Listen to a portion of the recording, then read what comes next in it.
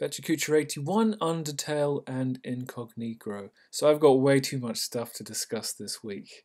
A couple of them, the titular things are just. I'm going to try and talk about two things that are spoiler heavy without any spoilers. So, yeah, let's see how that goes. So yeah, I was going through my Tumblr and I saw some fan art for Undertale, and I didn't really even realize it was Undertale fan art at first, and this subconsciously impacted my gaming habits for the week, and I did indeed go away and play Undertale, which I bought a long time ago.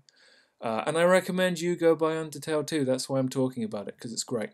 It's it presents itself as a NES game. It's full of very interesting narrative things, gameplay elements that are refreshing. It's not particularly big, but it's not actually that small, and it will test you as a gamer. The combat system is a combination of like bullet hell dodging and like kind of humorous, I don't know, multiple choice things. And you know, the music, the battle music is great. All of the music is great. It's just a surprisingly good game made from, you know, a lot of not that many people. Go get it. Incognegro is something that was recommended to me by a friend. You've got a black guy who's light skinned enough to pass as a white guy investigating race crimes in the early 20th century. And it's, you know, the writer Matt Johnson talks about how he kind of had this idea as a kid because he's a light skinned black dude as well, but apparently he was aware that there was someone doing this kind of thing in real life. So it's this bizarre life imitates art, imitates life, imitates art thing. And you know, the comic starts with a lynching, so it's and it. I didn't actually realize how fucked up it was, and that's saying something. The idea that it's like a festival atmosphere is what the comic tries to get across to you straight away, almost without being judgmental. It's like so bizarrely factual. And you know, the Incognito is a comic. It's like a one shot trade paperback. It works on a lot of levels, a lot of plot twists. Uh, Good pacing, very entertaining. You know, I won't say any more because you know I don't want to spoil anything. You can read it for free online because I did, or you could pay for it if you're one of those kind of people. Check it out.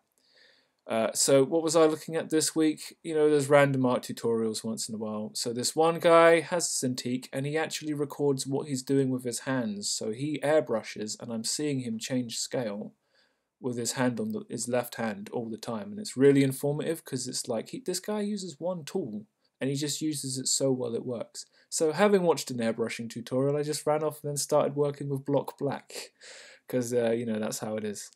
You know, I'm still trying to figure out how I want to draw Doctor Doom. I've seen, you know, I like the Jack Kirby original. I like some of the drawings I see of his mask and stuff. So later on in the week, I'm watching Borodante, who's got this tutorial on how to kind of paint using shapes and just figure it out by making a mess and then cleaning it up. He does really good editing on his videos, and he's an interesting dude, and he's quite a talented artist. So Borodante, check him out. And this other guy whose name I don't remember, I'm subscribed, it's fine. He did 4 different styles of Batman. He's definitely a painterly guy. His video editing styles are brilliant. He's talking 100% about creating images with shapes. You know, again, this idea that there are no lines, they're just the differences in value. So I run away and instead of doing airbrushing, I actually do a bit of work with shapes, and I was just like, you know, not quite sure what I was doing, but I just wanted to take a big brush, make a mess, and try and clean it up. So I kind of did like a decrepit Optimus Prime from that one episode of the cartoon where he comes back as a zombie, which is more interesting than I made it sound, trust me. And then I just did this headshot where I kind of wanted to just get the features of his head without the line work, but then I really wanted the crisp kind of change in tone that lines give you. So, you know, this would be something that I'd have to work on, and I couldn't be bothered.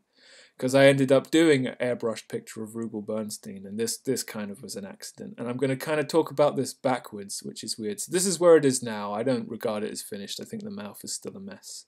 And I think I actually went backwards with the mouth, and I should probably rescale his left eye, which might be his right eye because I was mirroring a lot for this. So I did it in grayscale, and then the color is applied after the fact. So this is how I was building up the image. I don't think he looks too much like Jesse Ventura at this point, but there was a point, I wish I'd taken a picture of it, but I'm glad I didn't, because the likeness was kind of astonishing, and completely by accident. So when you color in with using overlay layers, it kind of takes away some of the grayscale detail, and then it gives you like a luminescence in the coloring, which looks really good on skin, but sometimes it's too much. So I still find it's mostly trial and error. So going for like kind of a bright skinned blonde, I was like, this is a bit strong. So yeah, I'm using the airbrush, and it's all on one layer, so every time I kind of think something's wrong and I adjust it with the transform tool, I have to re-smudge it and then re-detail it. So it's this is part of the process, and it can be a pain. And what am I starting with? I'm starting with a chalk brush underlayer that I then smudge out using the blur tool, and then airbrush on top of it. So the reason I don't typically do this so often is because it feels like I have a lot of redundant steps, but they do feel like they are necessary in creating the kind of textures that lead to brush marks that were unintentional but add to the kind of quality of the image. Yeah.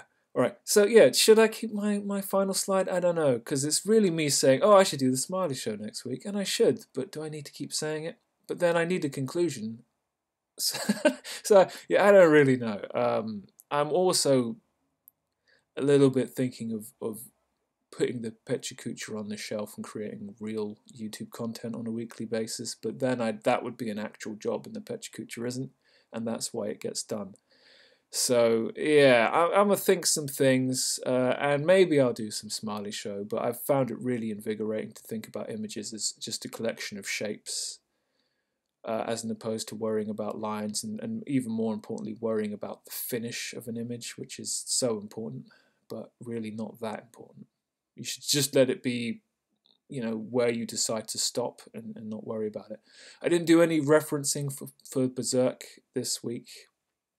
I should have. It's hard work, and it's a great learning experience, but it is hard work. So, we'll see what happens. That brings us to the end of Pecha Kucha 81, and I'll see you next time.